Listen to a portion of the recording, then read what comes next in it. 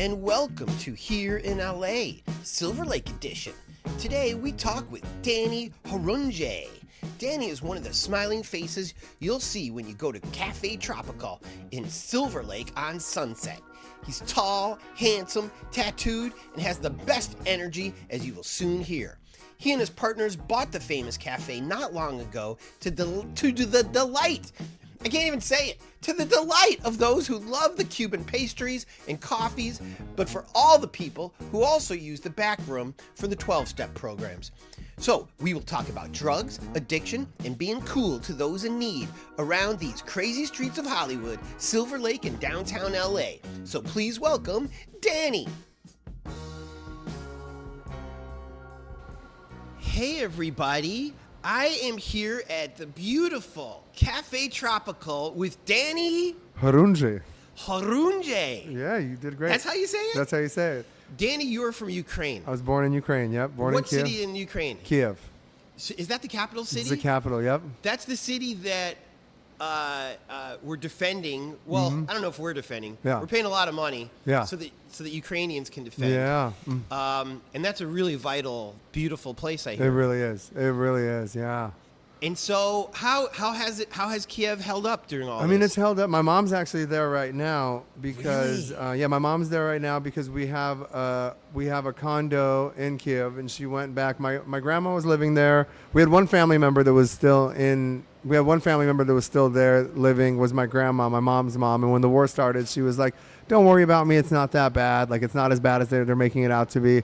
And about a month in, she calls us and she goes, "Hey, I got to get out of here. Like, I don't feel safe." So we started finding organizations and seeing what we could do. And the way it worked when the war first began was there would be like humanitarian corridors that would open up where they would like safely get people out. So we found an organization that could get her to a border. We didn't know which border it was going to be. So they were like, "Hey, it's either going to be Romania, Poland, or Hungary. It's going to be one of the three, and we can't tell you which one it is because then that would put everybody past and that we're rescuing, that we're getting out of there at risk. So basically, like, we can tell you once they get to the border." And so my mom and I were literally like, we were sitting there standing by. We got a call, and she goes, "Hey, I think we're going into Hungary." That's what we heard, right? So we go, "Okay." And then we still were. My mom, I was like, "Okay, Mama, do we buy tickets now? Because we're going to meet her at the border." She goes, "I'd like to, but we don't know if they're going to make it." And I don't we don't know if they'll make it or not through the border. So the second we got word that she was at the border, we got tickets to Budapest.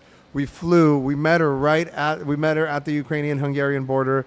Got her to Budapest and got her to Germany, where she stayed with this family that were basically taking in refugees and opened up their home. And she got her paperwork and her white card, which is basically like a temporary, like a 2-year green card, and came here as a war refugee and spent a year and a half here, and then she passed away from cancer. Yeah, but we got to have her here for a year and a half, and she got to live with my mom and hang out with my brother, and I got to hang out with her and take her around and she got to try a bunch of food that she thought was very strange, and she goes, "I don't know why you guys tacos would eat and this." stuff. She tried tacos. We took her to we took her to Din Tai Fung. My mom loves Thai food, so we took her to Din Tai Fung Thai food, and everything she tries to be like, "This is kind of weird. Like, I don't know what you guys are doing here." Because it wasn't like that culturally. That wasn't what she was. It wasn't what she was used to. So I heard that another reason that Ukraine has stood up to Russia, which, I mean, I grew up at a time where we all feared Russia and the Soviet Union, and we just every day thought some guy could just push a button and World War III, right? Yeah. And yet you guys have stood up to Russia like almost no problem. Yeah. It doesn't seem like they have like gained any like serious footing in there. And so I heard that this is for a couple of reasons. First of all, Ukrainian fighters are badass mofos. Yeah. But also that there is a dynamic between Russia and Ukraine where you guys are friends. Yeah. You're brothers, you're relatives.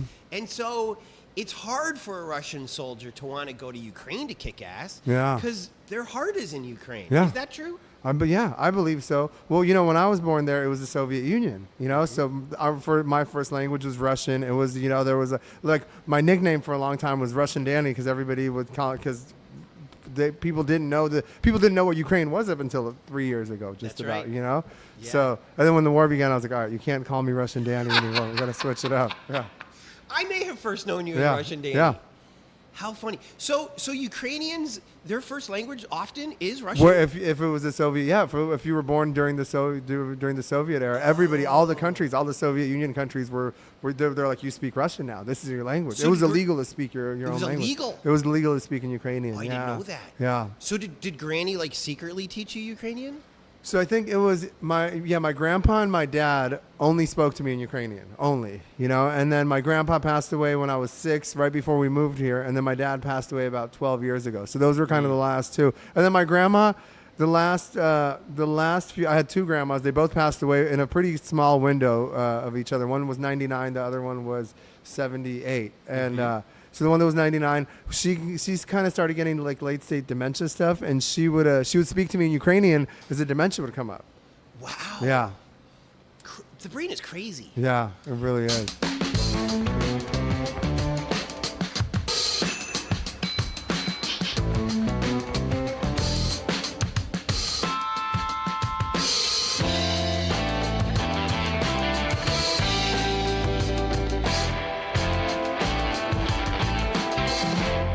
Okay, so we are at Cafe Tropical, where you and some of these beautiful people behind us brought back to life right after COVID. Yeah. Well, no, not right after COVID. It was only like a couple months ago, right? Couple months, yeah. So, and you were the first one to break the story. I broke it, I think, because I You followed saw it on you. you saw it on my. So I'm going to give you the props All for right, breaking I'll it. take it, yeah. But I was the first person to be like, I think this is news. Yeah. Only because I used to date a woman who used to go to the meetings in the back here. Yeah. Does the meetings, does that have a name? So it's the meeting room. Some people call it the community room, the meeting room. We're trying to figure it out. We're still like, do we want to change the name, call it the welcome room, or do we want to keep it the community room? I mean, it's for the community. It's there for the community. But she used to tell me, hey, I'm going to Cafe Tropical. Yeah. And that's what people say, right? That's what people say, yeah. So it's the Cafe Tropical community room right now until it gets turned into the Danny room. Yeah. The Russian Danny, the Ukrainian Danny, whoever you want to call it. And so, okay, so a few months ago, we are right now at the end of July. So in June, you guys did this? March. In March, you did March this. we opened, yeah. And I'm actually glad, because I wanted to podcast you then, but I'm actually glad we waited a little bit, because now I can ask you this. How has it been? It's going great. It's going cool, yeah. As planned? Yeah, I think so, You yeah. were like, okay, if we open, we're gonna make X amount of money, we're gonna sell X amount of drinks, coffee, everything's gonna be cool. Yeah. Well, has it pretty much stuck yeah, it's to been that? cool. It's been cool. The neighborhood, the community. We got the community room going right away. That was a big part of a few of the guys that came together to help do this. It was a place that a lot of people. This is their first introduction to the 12 steps or to this world. And an interesting thing, we were just talking about churches with this. So like, let's say you're trying to get sober and you're looking for somewhere to go and you're like, oh man, this is at a church and this is at a, whatever. Like there's coming into the program. There's a lot of people a lot of times have a sour taste in their mind with religious authority or with establishment. So to have something that's not actually at a church or something that's not at a community center or whatever, and it's a meeting in a cafe, was like appealing to a guy like myself when I first came around, and to a lot of other people. So it's a special place because not only is it a community coffee shop that's been here for 49 years, but for the last 30 years has also hosted 12-step meetings in the back room.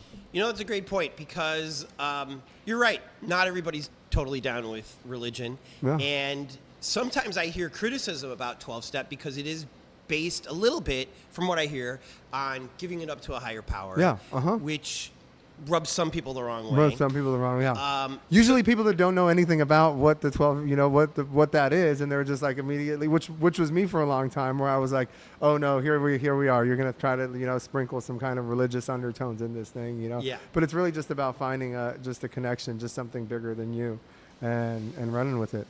Right. And so. So the meetings have been going gangbusters, right? Meetings, yeah. We have more meetings now than before it closed in last November. We have 29 meetings a week. And what did you have in the past? Like 20? I think there was about 20-ish or so weekly, yeah. 20 $29 a week. Yeah. So hold on, I'm not good at math. That's 4 a day, 4 to 5 a day. Just about, yeah. Some days we have, some days there's more. So it's 7 a.m. meeting every day of the week, 7 days a week. Then there's an 8:30, 7 days a week, and then there's a few days, and there's we have different fellowships too. So it's not just, so it's the different, so there's different groups that meet. There's Al-Anon, which is for the family of the alcoholic or the addict. We have a meditation meeting on Sundays, which is not 12-step associated, but it's just a meditation group that's donation based. So people can come and get their meditation practice. We have a breathwork practitioner that comes on Sunday nights after that, and he does breathwork back there. And then we have Alcoholics Anonymous and Narcotics Anonymous meetings as well. This sounds very Silver Lake. Yeah. Breathwork, meditation. But okay, if you guys don't go to the website, you're missing out because Danny is very much of a punk rock guy. Incredibly handsome. You get handsomer every day. Thank you. What the hell? Yeah, thank you. You got tattoos, but am I wrong to present you as a punk rock soul? Definitely. No, not at all. You love punk rock. Yeah. And so he's wearing like this cool throwback 80s pastel Los Angeles t-shirt. That looks so authentic, it looks like it's new. Yeah. If it weren't for a couple holes around the neck, it would look like somebody is doing a parody of it. It's so right on the money. But it's one of those T-shirts you probably could have gotten at Venice Beach in the 80s for $3 for $5. Yeah, 3 for $5, yeah. But I do see a lot of tattoos on you. I do see it looks like new tennis shoes. Some Supreme socks. I put these on just for the podcast, just to look nice. So it's this nice dichotomy of super punk rock, but also you've grown up. Yeah. You're doing good for yourself. Yeah. And so, but I bring this up because I feel like that is what this cafe is about. But for real, that's what the meetings are in the back. Yeah. Is that? Yes, you guys do meditation and breathwork, woo-woo stuff, but this isn't Santa Monica. No. The people who probably come through here are all kinds of people that you would see on Hollywood Boulevard, or here we are on Sunset and Silver Lake. I'm sure some people might have some crystals in their pockets, but also some people might be in here because of crystal meth. Yes. And so it's all the things that I love about Hollywood, which is the broad spectrum of humanity. Is that kind of what you think about back there? 100%, yeah. And what's funny is I have a few friends that like I'm a Hollywood. Like I love Hollywood. I love it. I love Hollywood Boulevard. I love I love the characters. I love the people. I love all of it. I love the Strip. Like I lived when I first got sober. I moved. I was kind of running around getting loaded in Hollywood, and then I got sober and I moved back there for a few years, and I loved it. I love walking my dogs, shooting photos. There's something real special about it. There's something real special about. It's for sure my favorite street. Yeah. And in a perfect world, I would set up like an old-fashioned camera, like with the curtain around it, and just take pictures of the tourists and the people who are there. Yeah. Because, well, first, the lighting is always great, but you get such a wide variety of people. But I feel like this block gets that, too. Yeah, we do. We're right next door to Silver Lake Lounge. We're across from Silver Lake Ramen, Silver Sun Liquor. Silver Sun Liquor. We got Silver Sun Liquor. We got Assorted across the street. We got, Bodega Park. There's a lot of fun places. There's a lot of fun places right over here. Silver Lake Lounge is actually about to go have. They have new owners coming in on the 1st of August. So they're gonna. Is that good news or bad news? I think it's good news. I think it's The last owners. No, they were great. But I think it's good. These guys want to make it a little more fun, have some more daytime parties and stuff. Oh, really? So we're excited. They came to us, and we're excited to have them in the neighborhood. That place always sounded good inside, but it was so small that I would think it would be hard to make money there because it seems like they're all brand new bands that may not have a following yet. So you got to sucker your friends to come see you play, and that's got to be a hard way to make money. So the day parties make sense. I think day parties, and they're going to have some more DJs there and stuff, and kind of try to bring some. Are you into the DJ world? I was for a while. I think the older I get, the harder it is for me to go out to anything at night. But yeah, I definitely was. Also, what's unique about this area is, even though the people who go to, because Los Globos is right down the block Los Globos is right there, yeah. Even though the kids that frequent these places are young and vibrant and they get termed hipsters and all that, I don't know if they can afford to live right around here. Yeah. Is that the case too? I think so. I don't know. It's so weird because living anywhere in Los Angeles, I don't know how people afford to live anywhere in Los Angeles anymore. You know, you unless get lucky, right? Yeah, unless you're in a rent-controlled place where you've been for 10 plus years. You look at rent prices, and you're like, this is insane. So we get a lot. I mean, a lot of the regulars are people who we have a lot of people that have been in the area for a long time, that have been here for years. People that either bought here 20, 30 years ago. When houses were 300,000. For houses that are now going for 2.5 million. Right. So it's it's an interesting mix. So okay, let's talk about the cafe real quick. Yeah. A little bit more, especially the clientele, because I would assume if you have 27 meetings, the bulk load of the coffee drinkers are going to be coming from there. Is that true? Not, that's the thing. We didn't know. Going into it, I also would think that. I was like, oh, we're going to have a lot of people. We get little, we get a good amount of people that come from the meetings, that'll come, that'll hang out, that'll get something beforehand. But a lot of community, a lot more people just from the neighborhood, from the community, people that just want to come in and get a good cup of coffee or a breakfast sandwich will come in, and they'll be like, they'll be amazed by the quality of the breakfast sandwich, or by the food, how good the food's gotten since we've taken over a few months ago. So it's even better than before. Yeah. Danny. Yeah. Because it was good before. It was good before. You'll love this because because I'm a nerd for LA stuff, and Jonathan Gold was one of my favorite, of course, one of the best. I mean, if not the best, the best, hands down. We can say it. No disrespect to the others. Yeah, the best. But I was looking, and I was kind of nerding out, and I was looking at some of his lists, and one of the lists that came up was like his top 5 sandwiches in LA, and the Cubano from here was on one of those. Was it really? Yeah. So this is better than what Jonathan Gold put on his list. Okay, what's in a Cubano? A Cubano sandwich. Cubano is that sandwich. What you're saying? Yeah. So there's pork, ham, sliced pickle, pork? shredded pork. Oh, shredded pork, okay. Ham. We have pickles, mustard. There's a garlic sauce in it, Swiss cheese, and it's pressed on a Cuban roll. A Cuban roll. How is that different than a croissant? So it's a different. Totally different. Yeah. I'm completely ignorant to the food world. I don't know. You got to come in and have one. You got to come in and try one. Well, if you're saying it's better than what Jonathan Gold said, I got to try that because he never missed, right? He never missed. Yeah.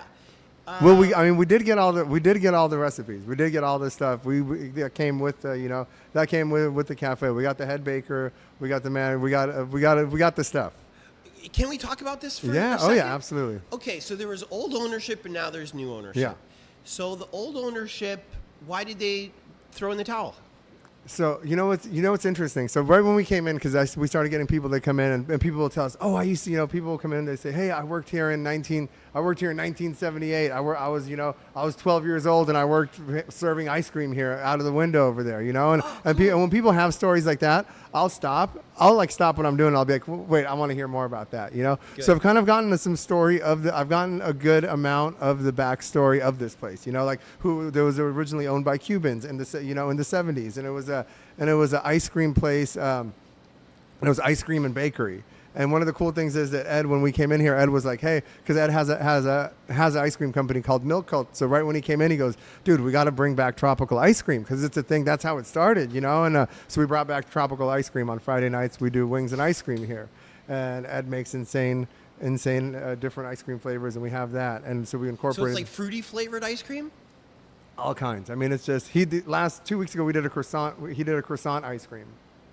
So when I watch Iron Chef. Did you ever watch Iron Chef? I haven't in a while. It's been a minute. Sometimes they would have an ingredient, and they'd say, make a 4-course meal with, not entirely of that ingredient, but based around that.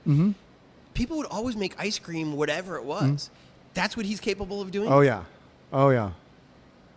So Friday nights. 6 till later, about like 10 to 10. If you want something unique, something that you probably haven't tasted before, and do you still serve out of that window? We were doing the window, and at first we're like, we're just going to do window and outside seating, but we open it up inside, and then we do some outdoor tables too for the evening service. It's really beautiful what you've done inside. Like I feel like you've redecorated the place. We've redecorated a bit. We kept we came in and the last so as I was saying, it was the Cubans that had it in the 70s. Then they sold it to in the 80s. It was this guy that came back from. He served at some war, and he came back, and he got some kind of money from that, and he came in and owned it with his wife. And there was a baker that worked for them. There was a baker that worked for him whose name was Donato, and Donato was the guy that ran it he managed the coffee shop for him for a while. And when Jeff, the husband, was like, hey, I'm over this, they actually gave the cafe to Donato, who managed it. They said, here you go, this is yours. What? Yeah, he was the one that opened it up in the early 90s, 2 12-step rooms, and allowed the 12-step meetings to come to use one of the spaces here. And he was, just as long as they didn't bring outside food or drink, so would purchase something from the cafe, which was beneficial to it was beneficial to the meetings and beneficial to the cafe because it got people coming through here. Right. And he passed away in about 2015. And when he passed away, his brother took over it for a year, and then the last owner before us was the guy that owned El Cochinito. So he was in here, yeah. So maybe the Donato room. Yeah, a Donato room. So we named our drip coffee the Donato, and then we brought back one of the top requests we had was the whole guava cheese pie. So we named it the Donato slice too. So I think you did give me I gave you a slice. Yeah, it was really good. Yeah, cool. So Donato was gifted this place. Yeah. And he did the right thing. He did the right thing. He honored that gift. Mm-hmm. Was he in the program too? He wasn't. He wasn't in the program. So and story has it is that he had, and there's no way of confirming it, but from what I remember hearing is that he had a family member or somebody that he lost to an overdose, or he lost to addiction, and that was like his service to the community was he wanted to help and keep and have a space where people could meet.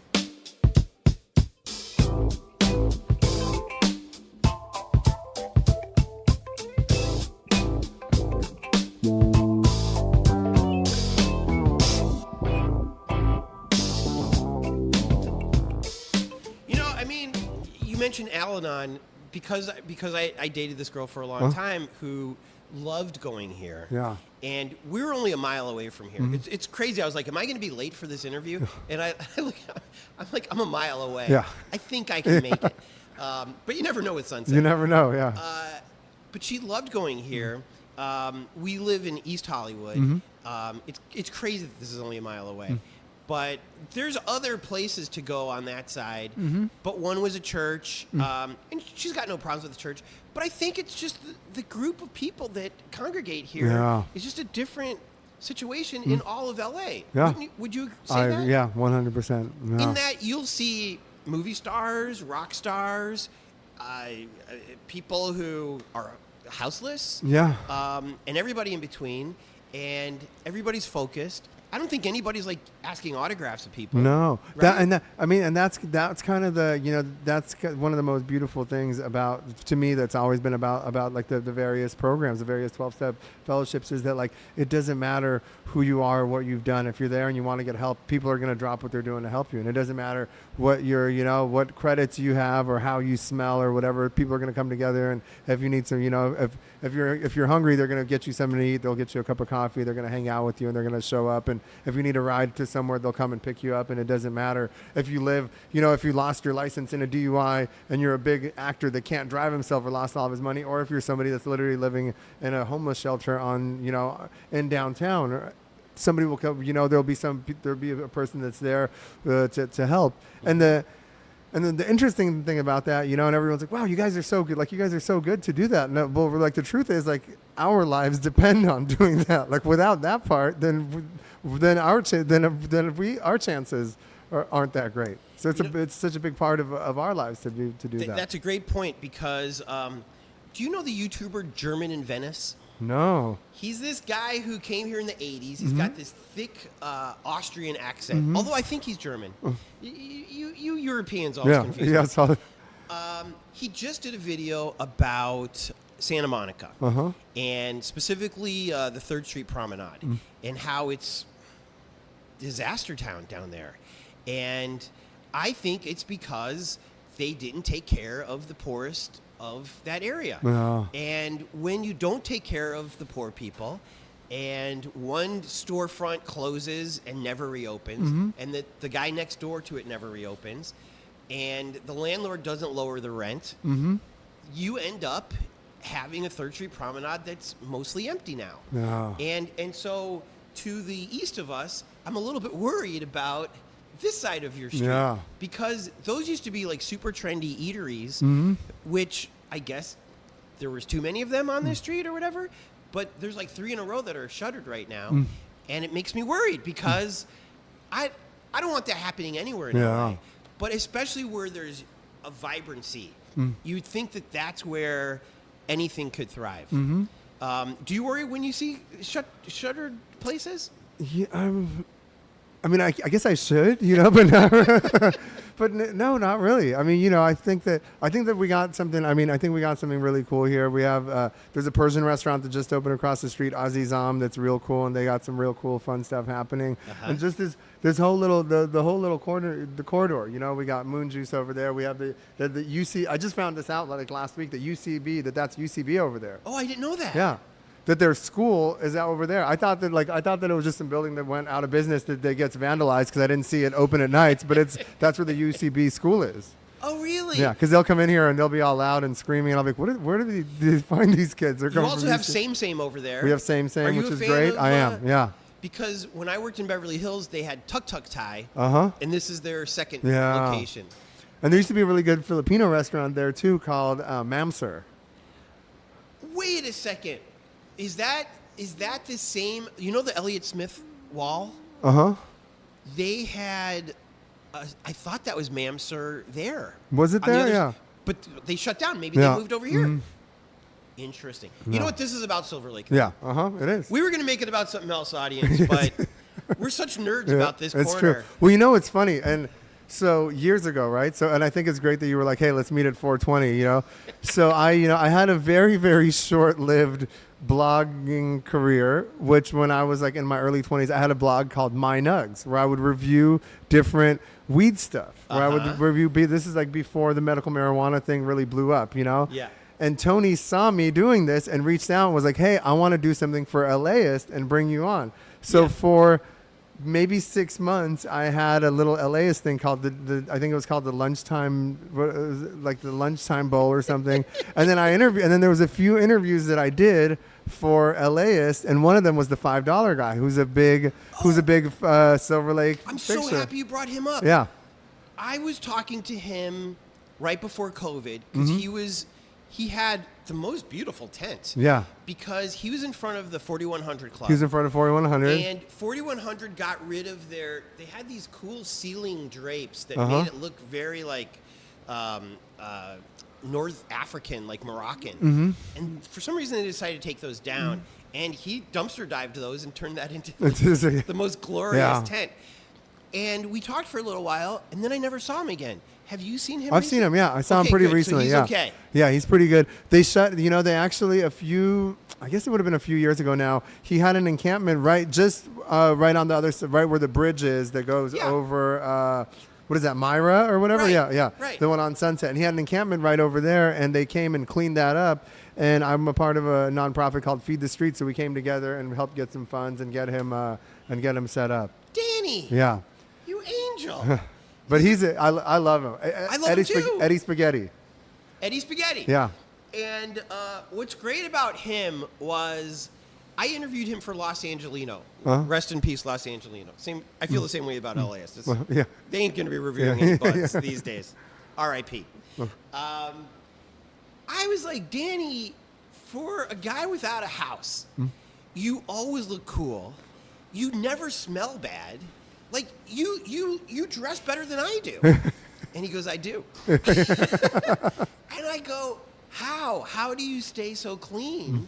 Walking these streets, dumpster diving. And we called him the $5 guy because he would find stuff and then sell it for $5, which would keep he him was alive. originally, and this is what, and I just remembered this recently. So, and this is, I got this form when I interviewed him for, however many years ago that was. So he goes, I was originally the $500 guy, where he used to sell Chihuahuas for $500. He would breed Chihuahuas and sell them for $500.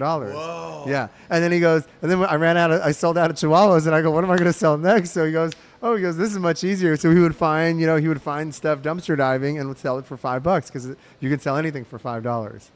So he told me that he would wash up in McDonald's. Oh. So you found him like an actual place to live? We helped him get some stuff because he lost everything he had so we helped him. We came up with a little bit of money for him and got it for him. And he had a van that somebody gave him, and he found somewhere to park the van. And he was living in it for a while. I don't know if he's there anymore, but I'll see him riding his bike down, riding his bike down or walking down Sunset. So and I'll always great. pull over and.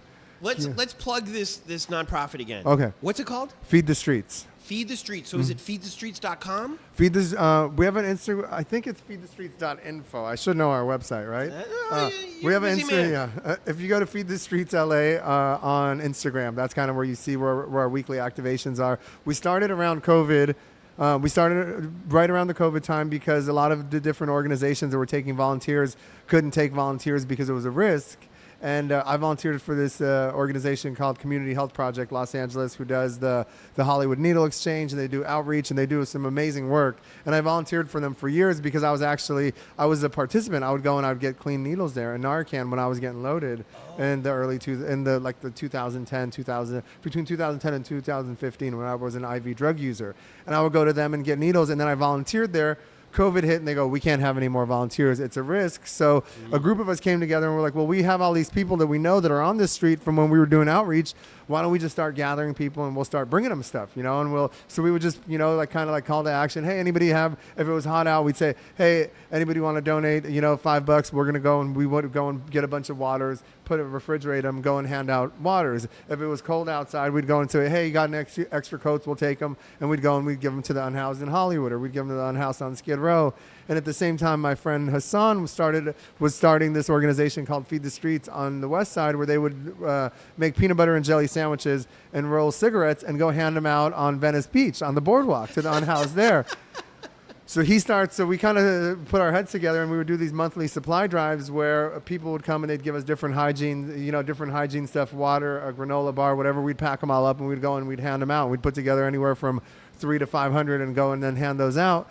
And I came one day to the supply drive and I go, hey, could I get 300 packs? And he goes, you have 300 people where are you going to take them? I was like, Hollywood. He goes, you got 300 people there? I go, I got more than that. And I'm like, we got 150 that we know on a first name basis, and he was like, can I come with you? And I said, sure. And he came over and he's like, well, rather than us doing supply drives on the west side and then one on the east side, why don't we just start doing the supply drive in Hollywood where we're giving the stuff out? So we started having volunteers show up there and people donate stuff. And then as time went on, we're like, hey, we should just start feeding here. So we started feeding and we feed and we started getting so many volunteers and donations in Hollywood every Sunday that we were like, we should break this up and start taking stuff to downtown because there's never a shortage of unhoused people in downtown to feed. True. So we started doing an activation in Hollywood on every Sunday evening and one in downtown every Sunday evening. We got our 501c3 about 3 years ago, and then we added an activation every Tuesday and Thursday morning on Skid Row. We do coffee and donuts. We do MacArthur Park. We feed about 120 every Friday afternoon. Wow. And then we started to Feed the Streets in New York, where we had some friends move out to New York. So now we have 2 monthly activations, and now we're starting to do a cold brew or coffee and bagels once a week in New York now in Tompkins Park. Well, first of all, thank you. Thank you. We don't hear about this. Yeah. Why do you think people don't talk about this? I don't know. I don't know. That's such a beautiful thing. Yeah. And it sounds like you don't have a problem raising money or getting food or coffee or anything like that. It's definitely you do sometimes. We have some difficulties, but we have we have like literal angels that just came on. That we have people that bake stuff at their house weekly. We have people that we have a few different organizations. Like we were brewing the coffee and helping. We were brewing pots of coffee for the Skid Row Coffee and Donuts. What's it called? I'm blanking on the donut friend. They donate donuts to us to hand out. We had Just What I Needed, the gluten-free place in Frogtown. They were donating stuff to us for Feed the Streets. We had La Colombe that was providing us with coffee before. So we've had a few different organizations, a few different restaurants that donate stuff and help us out. And we've had some people. We just did we just did a fundraiser with Sebastian Gladstone Gallery. That's kind of over by, that's on Santa Monica and Western. And they did Sayer Gomez and Sebastian Gladstone came together and got a bunch of artists that donated pieces, and we opened it up. And it was like gallerists that had held art by these well-known artists that they weren't selling. So we came and we raised, I don't know the exact dollar amount, but I know that we did really well. So that's gonna keep us going for at least a few months. This is so beautiful. Yeah. Were you always this kind of a person where you wanted to always help? I think I wanted, it was something where like my mom will tell me that sometimes. She says, you were always, she's like, even when you were all messed up, you still wanted to help people. I go, yeah. wanted to. I wasn't doing too great of a job doing that. I think there was always like some want for that. There was a drive for, you're spiritual. Yeah. So this is my theory about why it feels good when you help. I'm a Christian, for better or for worse. I feel like when I am doing something good, like right now I'm feeling really good talking to you, about this. I feel like we've opened a space that the goodness from above, I'll call it the Holy Spirit. Yeah, where it's like, oh, I'm supposed to be here. And so it kind of like channels through us. Yeah. And even if I give like a guy $1 and you can tell that he's like, oh my God, thank you. Like I'm just a conduit through which goodness can come. Yeah. Do you think something along those lines too? 1,000,000%. 1,000,000%. And it's not a selfish good feeling. No. Because it's fleeting. Mm-hmm. In 10 minutes something bad can happen. Yeah. But in that moment, it's like, wow, I actually do have a purpose for this moment, and that's to pass on whatever blessings I have right now to somebody who doesn't. Mm-hmm. And if you can do that for every week, well, that's a great Sunday, right? Yeah. You probably feel kick-ass on Sundays. Yeah, it's real cool. Yeah, it's interesting because I was there every Sunday for however many years, and then now I've kind of like, I'm more on the back end. I'm trying to find various organizations, that'll donate stuff. We have one thing that whenever the summer's hit, it's always hard our number one expense is water, so we're always looking for different, for different water brands to donate water to us. We're always trying to, Miracle Seltzer's been really kind they've really, really helped us out a lot. And then last year we had a big donation from Liquid Death, and Dr. Bronner's came on, and they've been coming in, and like just literally like we'll be going down this Wednesday to San Diego to get a bunch of stuff from Dr. Bronner's because they give us they give us soaps, toothpaste, they give us all hygiene kits, hair brushes. They do they're just like, it's amazing how much Dr. Bronner's does for. And I hear those are the things that people steal the most from grocery stores, yeah. and that's why they're not putting cages on them. And like it's like not the booze, but the soap. The soap, yeah. And it's like we're not doing something right. Yeah. So let's go back to water real quick. All right. Because as an Uber driver, I drive everywhere. And like you said, these houses are now worth millions and millions of dollars, which means the city is making more money on property tax and things like that. And yet, I feel like water should be an easy thing to give to the people. Be it water fountains or just pop-up showers or like, I think it's easy. Am I crazy? Am I being naive that it would be easy for the city? Like, for example, if Mayor Bass came to you and said, Danny, I need your help. How do we get water on every mile? There should be a public water spot. Just a spigot that anybody can use that could fill their water bottle or their jug. Well, we already have them with the fire hydrants. There's a very easy way that it already exists. Is that drinkable water? I don't know if it's drinkable water, but I'm sure there could be a filter put on there that can make it. There you go. Be a very easy. And think about Brita. Think about There's a easy where there's a will, there's a way. There's always a way. So we have all these water pipes going through the city, and I guess, and you're the expert to ask this about. I think the fear that some people have is if you feed these people on the beach, they're always going to stay on the beach and they're never going to get better and it's only going to get worse. Yeah. Somebody from Texas is going to get on a bus and come out here and we're going to have a gazillion homeless people. How would you respond to that fear? Well, especially needles. If you're giving them needles, I'm sure that's going to freak out a lot of people. It freaks out a lot of people, and and you get a lot with the whole world of harm reduction. You get a lot of people that are saying, "Oh, you guys are the problem. You're why you're enabling people to keep using. You're giving them Narcan. Oh, yeah. So you rather than giving them a bed or a shelter or somewhere to that you're the ones you're a part of the problem. I had to learn how to really restrain the online comment, because I'd be up at night, 2-3 in the morning. I'm sitting there typing, these responses to some kid or whoever it is, and like plain and simple, what I tell them is like, hey, you can't, with the world of harm reduction specifically, right? It's like we tell them, hey, you can't get somebody into treatment that's not alive, Right. And that's the winning argument there, where you say, hey, without people having access to naloxone, Narcan, without them having access to clean needles, without them having access to resources to Hep C and HIV testing, right? Then they're spreading disease and they're going to die. And then your own family members, they're the same ones that you're saying, oh, we're not giving it a chance. Then they're coming home and they're HIV positive. They have Hep C. They're spreading diseases. They're not able to provide. Their veins are shutting down. They're getting gangrene. They're getting all kinds of infections from sharing needles, from sharing. Yeah. And one of the things that a lot of the people think that it's just for drugs. That when Clean Needles Now started, and it was just a little over 30 years ago. When Clean Needles Now started in Los Angeles, the HIV, it was single-handedly the HIV case numbers started going down. It was like the only thing that really stopped HIV from spreading was the needles. It was needles and condoms becoming accessible and free on the streets.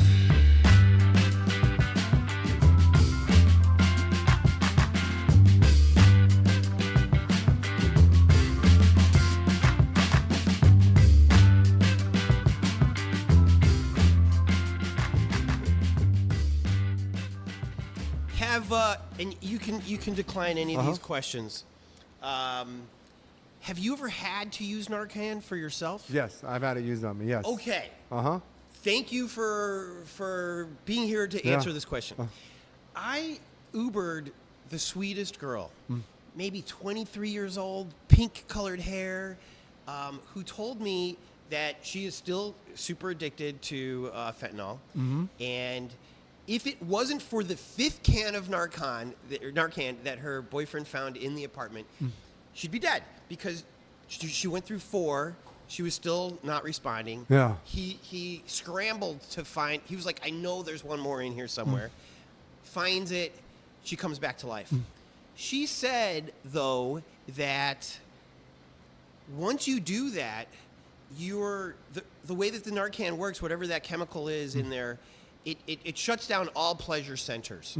And she said, I wanted to rip my skin off of my bones. Is that the experience? Yeah, 100%. So the way that it works is the naloxone blocks it's not all pleasure receptors, but it blocks the opioid receptors in your body, right? So what it does, and it temporarily blocks them. Right. So basically you have the opiate that you're taking, whether it be a Vicodin or whether it be heroin, which is pretty unlikely that you're finding these days. You're smoking opium, or whether it's fentanyl or whatever variant of that. You're taking it, and what it does is it bonds and it sticks onto the opioid receptors, and it tells your body, whoa, this feels good, and it slows down your breathing, and it slows down, and that's where a lot of the people, that's where the overdoses come from, where it slows down your breathing, your body doesn't know how to react, everything slows down a bit, and then you go into cardiac arrest, right? When you go into there, then what happens is if you have the naloxone present, you bring it and you administer the Narcan naloxone. Usually it's nowadays, more likely than not, it's usually nasal. So it's just a spray. It's kind of like an Afrin nasal spray. It's one quick squirt up the nose. Yeah. And what that does is it goes over those opioid receptors and it blocks it temporarily from about 45 to 80 minutes. Okay. In the time where then hopefully your body will get shocked and will then come back will come back from it. Now with the stronger opiates like fentanyl or carfentanil or the stronger stuff, where before one dose of the Narcan would bring you out of it, now we see people getting 2, 4, 6. We've heard of people getting 8 doses of Narcan to come out of it. A lot of the time, it's also recommended that you do rescue breaths between to help get it into the system. It's like CPR kind of stuff? Not CPR. Mouth to mouth? Not CPR, mouth to mouth, yeah.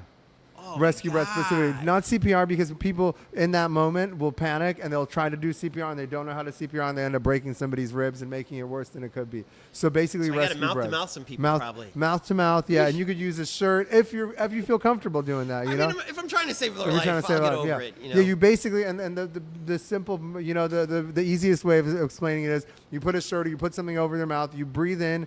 You want to breathe in for them, and you want to let them breathe it back out. And you breathe in for them, and you want to let it back out. And if you have more of the Narcan naloxone, you want to administer that. And you do that while, if there's somebody around, you tell them, hey, call 911. Right. And when they call 911, you don't say, hey, there's a person here that's overdosing. Hey, there's somebody here that's loaded. You just say, hey, I'm with somebody that's not breathing. And you keep it just at that, because we see it less and less now, but before, if you would say, hey, I'm with somebody that's overdosing, it would take them longer to come. No. Or a lot of time they would send rather than sending EMS, they would send law enforcement. So then law enforcement comes in and they go, hey, what are you doing here with them? Why are you? And then it's this whole thing, you know. Luckily in California, there's a Good Samaritan law. So if you call, it doesn't matter what's going on. If you're calling and you're going to save somebody's life, then there's nothing that can be done to you for that. You've got presidential immunity. Yeah. Oh yeah. Temporarily. Yeah, temporarily. So okay, when you had this treatment done to you and you came back to life. Yeah. By the way, thank you God for letting Danny come back to life. Did you feel this terribleness? Oh yeah.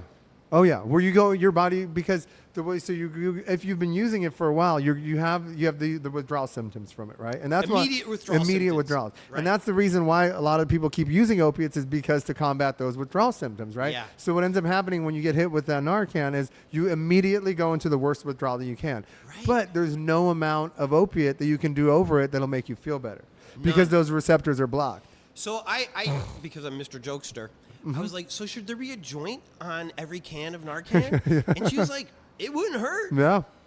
But you're saying it probably wouldn't even help. Well, I mean, maybe it would have The been. joint's baby yeah. compared to what. Yeah, I mean, with got the, you them know, there. yeah. So what would you recommend? So not only do I have to save this person's life, but when they pop back to life, they're feeling horrible. They're feeling horrible. So what's the? You how want do to tell I them, support hey, them in that? You support them by letting them know what happened, saying, hey, this is what hey, this is what happened. You were overdosed. This is how many doses of Narcan were used. You let them know. You ask them if there's anything, if there's anything that they need, anything you could do for them. Like, hey, is there anything I could do? So you want to keep them calm. You don't want to go, what the hell's wrong with you? Why'd you do that?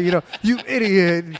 You want to be calm. You want to be that, you want to let them know exactly what happened. And you want to let them know, hey, if you use more opiates, what ends up happening, and this is where we see people die, right? So let's say that girl fell out. Her boyfriend gives her the 6 doses, the one that brings her back, right? Yeah. She comes out of it and she feels like she's dying, because that's literally what you feel like, And she goes, oh man, I gotta get well. I gotta get mine. So then she starts using again. She doesn't feel anything because the opioid receptors are blocked. But when it wears off, 45 to 60 minutes later, it hits you all at once. And then you fall out again, and now you don't have any of that Narcan to help save you because you just used it all. So, do hospitals know how to handle these people? Yeah. So, okay. Hospitals, paramedics, most agencies, now like even people who work at libraries, people that work for Department of Mental Health, any one of these organizations are all getting trainings pretty regularly on how to administer Narcan, how to spot an overdose, what to do in the case of an overdose, how to react, how to. So once we bring these people back to life and give them a nice hug, I don't know. Yeah. I don't know if hugging is good or bad. We say, we got to call the ambulance right away because you have to go to the hospital, right? You don't have to. No, you don't have to. Really? No, I mean, you don't have to go to the hospital. Yeah. The hospital's not the better place to be? The hospital, Did you go to a hospital? Yes, I came to in the hospital. I mean, the hospital is definitely the better place to be because they'll make sure that you're okay and they'll release you when you're ready. And they'll give you something. They'll give you something, yeah. That's not the stuff that got you there. Yeah. Well, there's still nothing they can give you? There's still nothing they could do. There's still nothing they could do. That's the tricky part, you know. I mean, and that's like maybe You're just gonna feel sometimes like shit for a little you're gonna while. feel like shit for a little while. I mean, that can maybe at some point be a where somebody, you know, might want to ask to go into treatment, but even then, like in the world of harm reduction, you don't want to force treatment upon the person right then and there, because then your chances of that when they actually want to get into treatment, they'll be like, oh, remember when those people tried to, you know, push me into doing whatever treatment thing. So is a Cubano sandwich gonna be good? Like what? I want to have an answer. I want to like do the right thing. I wish if you because living in Hollywood, I mean, obviously my friends are a little older now, but this could happen to me in an Uber ride. Absolutely. You know? You should have Narcan with you in the Uber. That's a great idea. Yeah. And they're free to get, right? They're free to get. Yeah. Where's a good place to get them? Best place to get it would be Community Health Project, Los Angeles. They're on Western, just south of Santa Monica, and you could look them up. Hold on. I'm thinking Santa Monica, Western. Wait a Like second. you know where the Smart and Final is, over there on the other side of the street of Smart and Final. Oh, They have there's a Taco Bell and a McDonald's. Yep. So on the one block down. Yeah. Okay. So by the Smart and Final. Community Health Project. You can literally pop in any Monday through Friday, and anybody can come in and say, hey, I want to get some Narcan, and they'll be given Narcan to have with them. And they'll even show you, if you're like, hey, can you show me how to use this? They'll take their time, and they'll walk you through it, and they'll give you a demo and educate you on how to use the Narcan. This is a great point. You're absolutely right. I definitely should have Narcan because I'm driving later at night now. I don't want to, but I just kind of have to. Yeah. I'm working all day. And you just never know who's going to get in your car. You never know.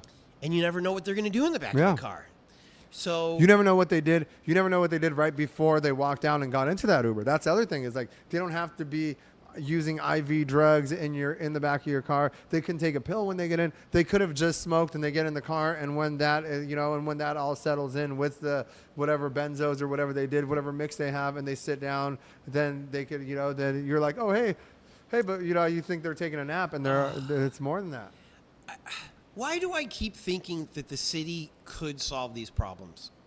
Maybe not solve like the root problem of why people take drugs, because we take drugs because they make us feel great. Yeah, exactly. I mean, that's I had a kidney stone 20 years ago, and they gave me Demerol. And I had read, I mean, we love rock and roll, so I've read all these rock and roll bios, and all of our favorite people have done heroin. Yeah, all of them. All of them. It seems like maybe not Bruce Springsteen, maybe you never know.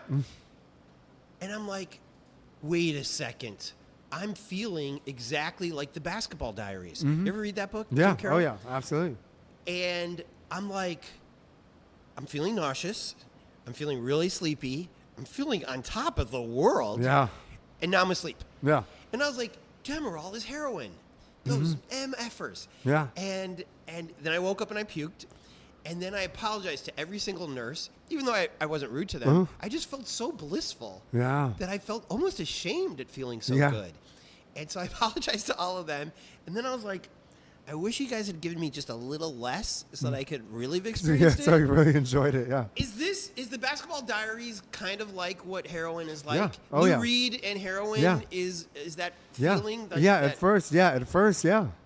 And then that's the thing is like you feel it at first and it feels so good and like and it kind of takes it back to like the whole like 12-step thing, and because you get this feeling and like a lot of the people use drugs because they've had something, there's a hole inside of us, and they'll we could say it's a God-sized hole. It's a like in Alcoholics Anonymous it's described as a spiritual malady, right? It's like it's an unrest inside of us, and when we take that first drink or we take that first hit of the dope or whatever it may be, it feels that you finally get to breathe, you get that calm, and that's what addicts and alcoholics end up chasing, and they chase that and chase that and chase that, and we find, in working the 12 steps and in the 12, that at least for me, that's what that's the only sufficient substitute that I've been able to find for chasing that feeling is like the feeling of helping others in a selfish way. It feels so good that you're like, oh wow, like I feel great after sitting down and helping this guy, or like, oh, I feel great after going and volunteering with this organization and feeding the streets. Like, oh, I feel good. I feel it builds my self-esteem, right? So you want to keep doing more of that because it feels good, and it's the only thing that really is a sufficient substitute for the way that I felt for that thing that I found that filled that hole inside of me.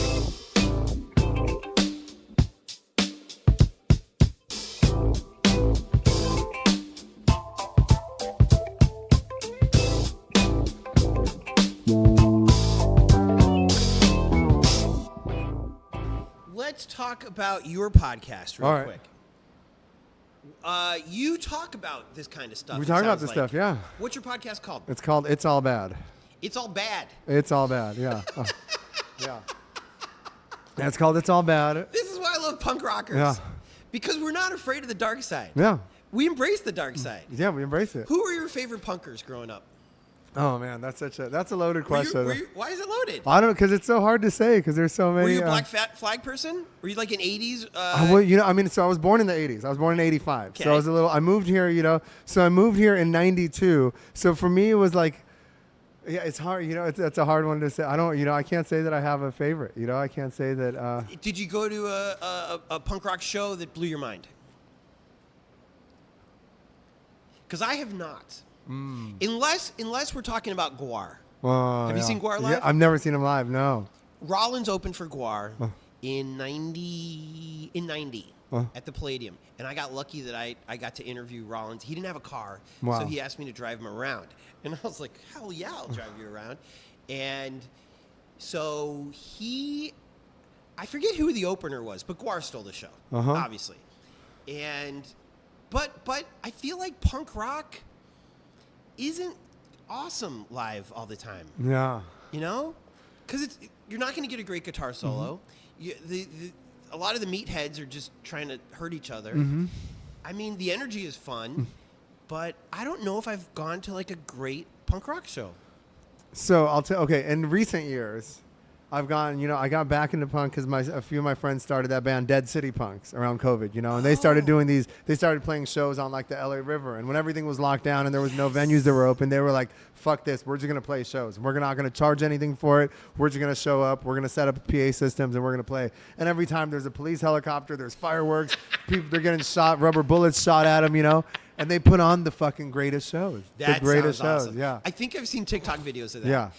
Like underneath like the 6th Street Yeah, Bridge. the 6th Street Bridge, they did one, yeah. And it's cool because we came, and they're friends of mine, and they hit me up, and they were like, hey, we want to be able to use this platform to help people. Hey, can we want to do like a video, like a harm reduction kind of, because we've lost so many friends to overdoses. They were like, hey, we want to do a little video like as a PSA for harm reduction. So they did a video on how to administer Narcan and how to spot an overdose, right? And they put it out as the band. The band did it, And then they were playing the show, that 6th Street Bridge show, and I hit them up and I go, you guys can't be fucking putting out PSAs about Narcan and then not having Narcan at your shows, And they were like, what the fuck? You want to bring Narcan to a show? And I was like, sure. So we started tabling their shows where now we do like, we have free Narcan and we do wound care at their shows because people, that people are getting shot with rubber bullets. People are jumping over fires and stuff. Because of the cops? Yeah, wound care because of the cops, or Not because of them, elbows or in the because of them falling into a fire, or them getting doing too many. A big thing with them is like a lot of the crowd does NOS. That's a big thing where they do like the NOS balloons. Did you ever do any of that? Yeah. Oh yeah.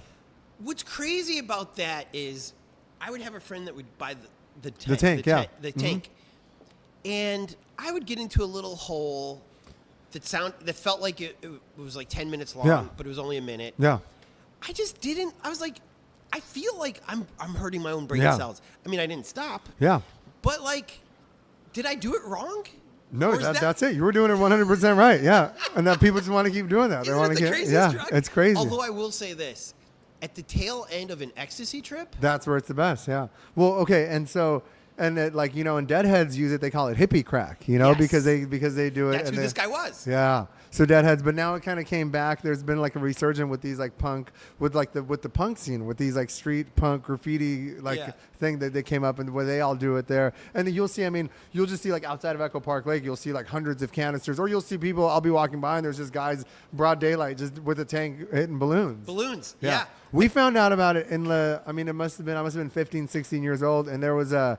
They would use it as for car stuff. They would use NOS, So we knew a shop somewhere in North Hollywood or in Van Nuys.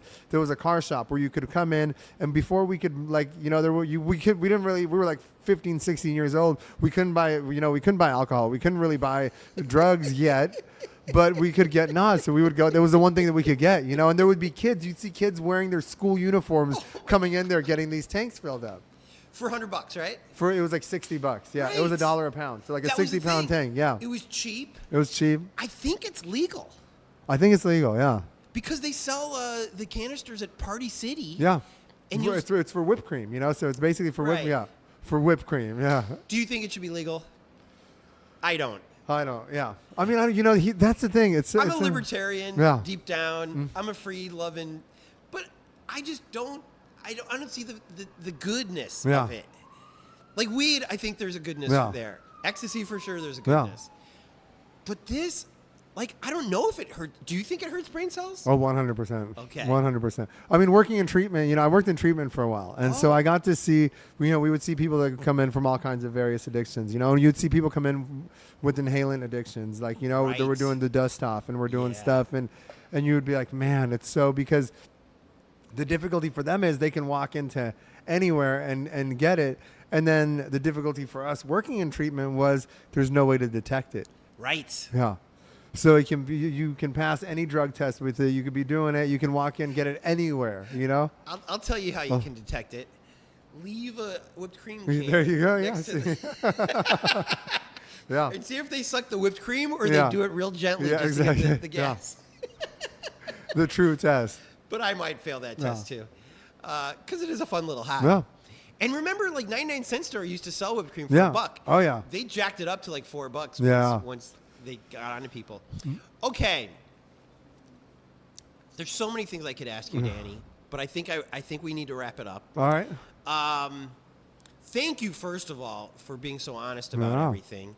I will ask you this, because we are in this beautiful place of recovery. And I've had to deal with 2 different girlfriends who didn't really want to do all the right things all the time. Yeah. And I was nudged to go to Al-Anon, but I didn't want to do that because whatever. I just didn't want to go. Yeah. In retrospect, I wish I had gone because it's good to learn from experts. But one of the things that the first one told me that I had to use on the second one was she was like, sometimes you just got to push them out.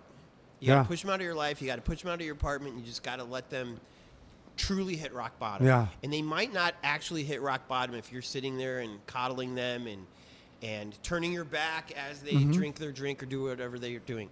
Would you agree with that? Yeah, I would. Is that the hardest thing to do with loved the ones? hardest thing. I mean, it took my mom doing that to me, to really being like, hey, I love you and I'm here for you, but you can't come home for the holidays. You can't come, I can't, I would show up and I'd be like, well, at least I can get a good meal and I could pass out on my mom's couch and kind of maybe get like 20 or 40 bucks out of her on the holidays. And I remember showing up and her being like, hey, I love you. Here's some food, but you can't even come into the house.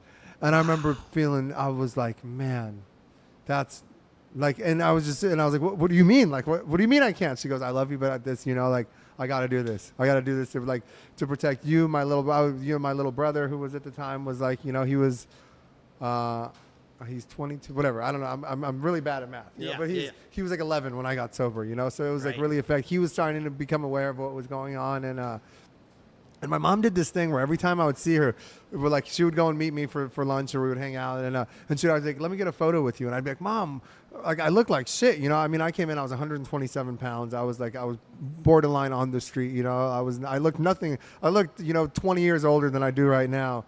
And she was like, let me just, and I was like, why do you always get these photos? And she goes, because I don't know if this is the last photo that I'm going to get to take of my son. And man, and I remember hearing that and being like, oh, that, and I'm doing this to her, and I can't stop. So when she finally was like, hey, I love you, but I'm going to love you from a distance. And when you want help, I'll be here for you and I'll help you however I can. And I think it was the thing that really, it was what I really needed. It was really what I really, really, truly needed, So really anybody, any family member of anybody that, that's really, that doesn't know what to do with their loved one that's drinking, or, the Al-Anon family groups is the most amazing, beautiful resource for that, because because first of all, you go there and you realize the family members go there and they realize that they're not alone in this thing, because my mom, where we came from, she couldn't tell her coworkers what was going on. She couldn't tell her friends that her son was an opiate addict. She couldn't do that. She could not, there was so much shame and guilt in that. And then she would have to sit with it alone, so when she started attending Al-Anon, when she started meeting with other parents and other, it was the treatment center I went through, there was a family group where the family members would come and they'd have Al-Anon speakers and Al-Anon sponsors come in and would work with them. And she was like, it gave her a sense of community. It let her see that she wasn't alone in all of this. And it's maybe the most beautiful resource that the family members of the alcoholics and addicts have. Well, I mean, especially if you're somebody like me who appreciates drugs, Yeah. but for some reason never was cursed with that addictive thing. Uh-huh. You know, I went out once with my girlfriend when we were first starting to date, and she's like, "So you're not going to finish that beer?" And I was like, "I don't know. I'm with a pretty girl. I don't really. We're not chugging." Yeah. And she's like, "That beer would be gone if that was my beer." And I was like, "I guess I'm lucky." Would you say that those of us who can handle our booze and drugs, are we the lucky ones? Are we the rare ones? I used to think that, that you guys were the lucky ones. Yeah.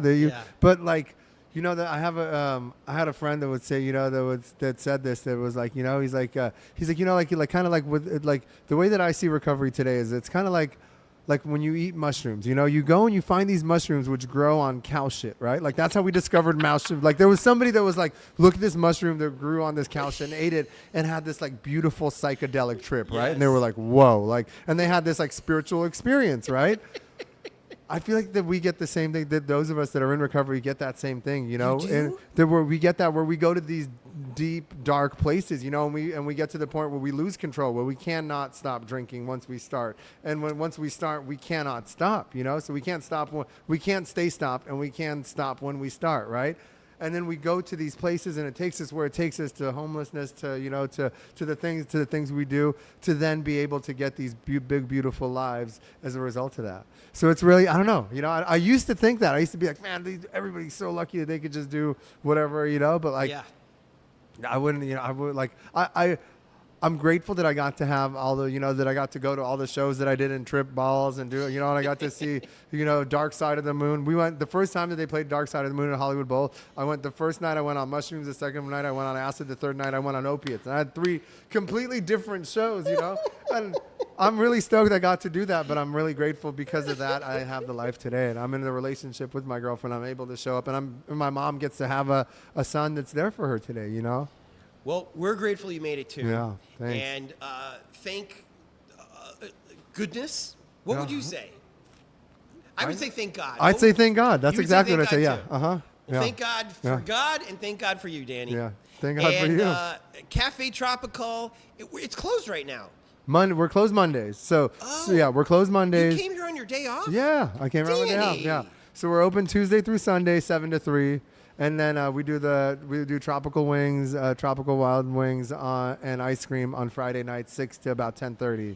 And so is the community room open? Community room every is day? opening every day. Yep. And there's a schedule on the back. There's a schedule on the community room door, and we should have a schedule on our website soon too of the meetings as well. But every day, every morning at 7. Every morning at 7, there's a meeting. And then generally, what's your latest meeting? The latest meeting, I think there a few days of the week we have a 8 o'clock meeting in the evening, and then various fellowships. So if you think you just want to just listen, if you think you need it, I don't know, how would you put it? If you think this is the space for you, Just come on in. Come check it out. Oh, by the way, because you have this great baker here, I heard that on anniversaries in AA you get a cake. Yeah. Oh, Do you guys make AA cakes? So they'll come and they'll usually get a pastry. They'll get a pastry from us, and then they'll have it presented back there for whoever's getting the cake. Yeah. Okay. Absolutely. Yeah. So my mom to this day will still go purchase a cake and will bring it to me every year on my AA anniversary. She will. Yeah. God. Oh yeah. Is your mom like the happiest person that you turn the corner? Yeah. Oh yeah. I'm sure. Yeah. Are you like, hey baby, now take a picture of me? Yeah. Right. Exactly. Yeah. Danny, God bless you, man. Yeah, God bless you too. Thanks, right. Tony. All right. How great was Danny? You know who we'd have a pastry with on a sunny day in Silver Lake? Our Patreons. When you stoke us, you're saying, Tony, I used to read those weed reviews in LA back in the day. Thank you. Here's some cash for always keeping it wholesome. So shout out to our Patreons, Nancy Rommelman, Sean Atlow, Matt Mills, Sean Wallace, Greg and Molly, Jamie Taylor, Mark Johnson, Kira Ann, Barney Granke, Ben Welsh, Jen Adams, Trevor Wilson, Bree Wild, Dougie Gyro, Christina Up North, Robin Carey. Oh, by the way, it's Carey's birthday today, or was it yesterday? Whichever. Happy birthday, Carey. Adam Shorn, Ben from Down Under, Chris from the ATX, Gregor, and Phil. To be a Patreon, just go to patreon.com/hereinla and give till it hurts.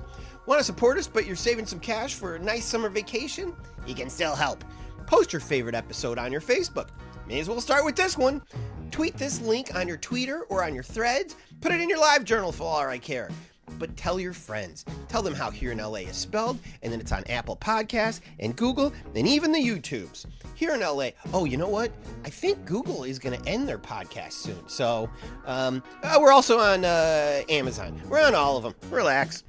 Here in LA is produced by myself, Tony Pierce. Music supervision by Jordan Katz. Songs by Orgone and Jordan Katz. Special thanks to Cindy for creating the logo, Jen for inspiring this, and beautiful souls like Danny and his pals, who are helping others all the time and giving the good spirits of the universe a vehicle in which to work wonders through. Thank you, Perry.